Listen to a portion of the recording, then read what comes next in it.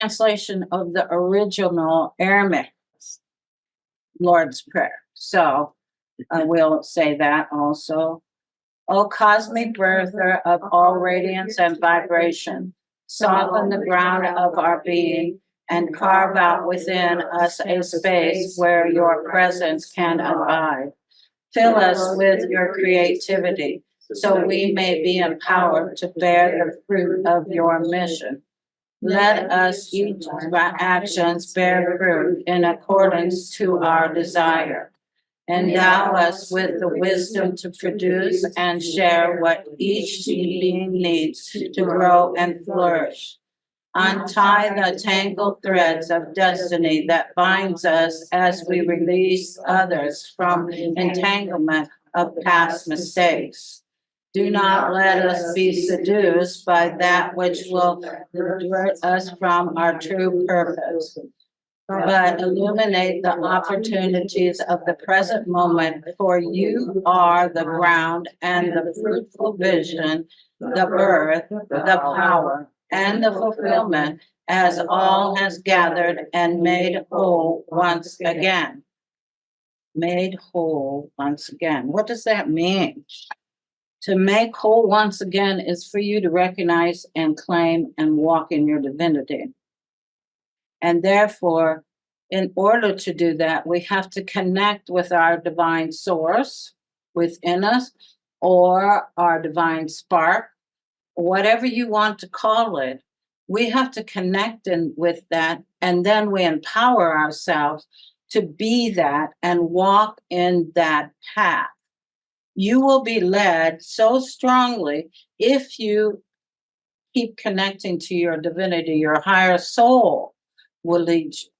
That's why I put in the service the next thing, which is the I am affirmation.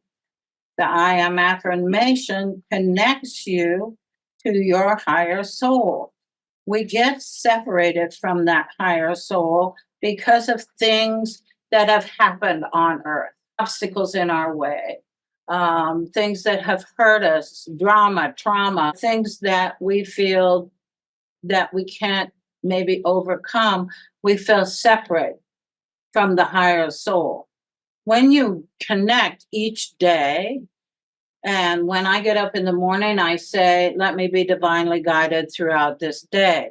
So right in the morning, I am very connected to what is going on in my world. Okay, I don't have to be connected to anybody else's world, do I? I don't have to be connected to what's going on out there. I have to be divinely guided as to where I'm supposed to be, so that I am in the right place at the right time, always, always, always, always. And that takes surrender and trust, doesn't it? We have to surrender and connect with our higher soul and surrender to the guidance that we're receiving.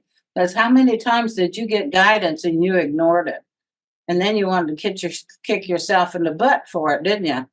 Like, I wish I would have listened, especially when you got a speeding ticket and you knew you're supposed to slow down and you didn't do it anyway.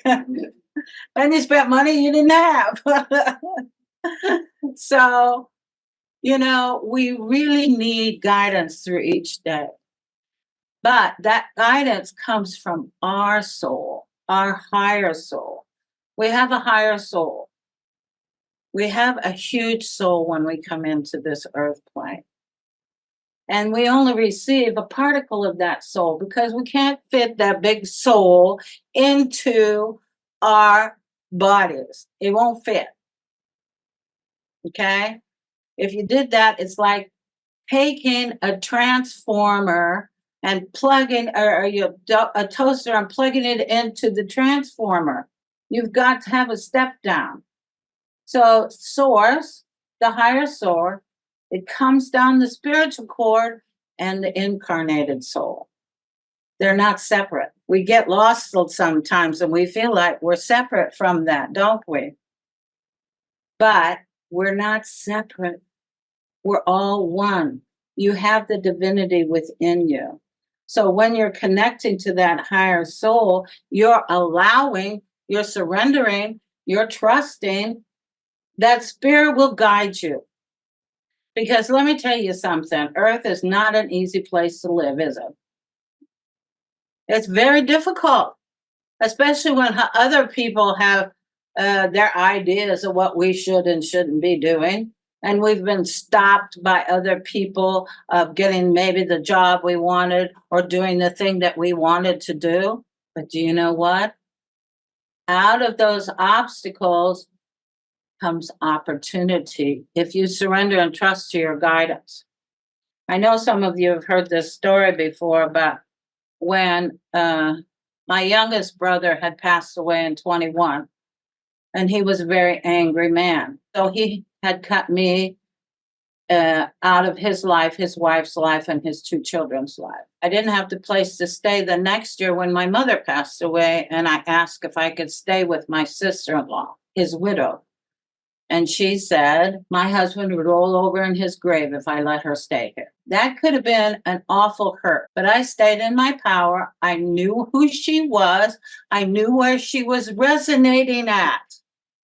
So for me to expect anything different was hopeful, to say the least. But what came out of it was a miracle because my other two brothers came and paid for a hotel room for me, which was so much better. I could grieve my mother alone. I had my own shower and bathroom and bed and everything else. And it all worked perfectly. But had I got caught up in what she had said, I would have been very hurt and very angry and very sad, but I didn't choose to go there. She's where she's at. I don't want to be where she's at. Make up your mind and be guided as to how much time and effort and energy that you want to spend with other people. Who is it that you want to spend your time with? And I've had to make some healthy boundaries, some people, because I don't choose to spend time in negativity. I don't choose to spend time in people that have a victim mentality.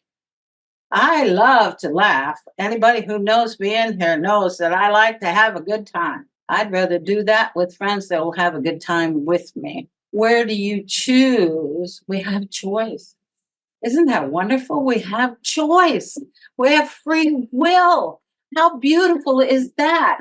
That we can choose where we put our foot down or where we put our spend our energy. We have choice of two things and control of two things in our life, and only two things. That's all. We don't have control of anything that's going on out here. You might think you do, but you're sadly mistaken. You might attract something wonderful to you from outside, or you might attract something that's not so wonderful, or you might have to pay a karmic debt outside of you, but you have control of you and how you use your energy. And that's where your choice comes in, doesn't it? I'm going to choose to spend my time with people I enjoy. And the rest of them, they can go on their way. They have a life of their own. I don't need to get caught up in that energy, especially now with the new earth, the new awakenings coming. We're having higher vibration. I rather live my life in peace. If somebody wants to argue with me, that's fine. They can spill out whatever they want to, but I don't choose to react to them. We have a choice to that too. We can look at the world as if it's a stage and we choose whether to react or not react. That's our choice. Now, that doesn't mean that you're never going to get mad, because I'm telling you, some people can light my fire really good and the dragon lady comes out, you know? But it does mean that you can pull yourself back to center, stay in your peace, and walk away, or don't choose to engage. That's your choice. So, in order to get a connection with the higher soul, it's the I am affirmation. We'll repeat that. I am that I am. I am that I am. I'm not the body. I'm not the emotions. I'm not the thoughts. I'm not the mind. The mind is only a subtle instrument of the soul. I am the soul. I am a spiritual being of divine intelligence, divine love, divine power. I am one with the higher soul. I am that I am. I am one with the divine spark. I am a child of God. I am connected with God. I am one with God. I am one with all. I am one with all. So I'm sure a lot of people have heard me saying this, and I'll never stop saying it, that if God was the sun, we're a sunrise. And everybody on this earth is a sunrise.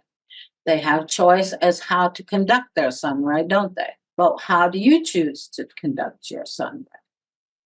Are you going to hold lower vibrations from other people, places, things, events? Or are you going to be a free spirit? And I love to be a free spirit because it energetically absolutely lets you be in peace and fly. Fly with beautiful emotions, fly with love. You can send out love to even people that you don't agree with what they're doing. The higher your vibration and the more light you shine on other people and situations and things that are going on, that will raise their vibration up too. They're not going to be aware of it. Perfect examples usually are in families, isn't it? I didn't fit in my family.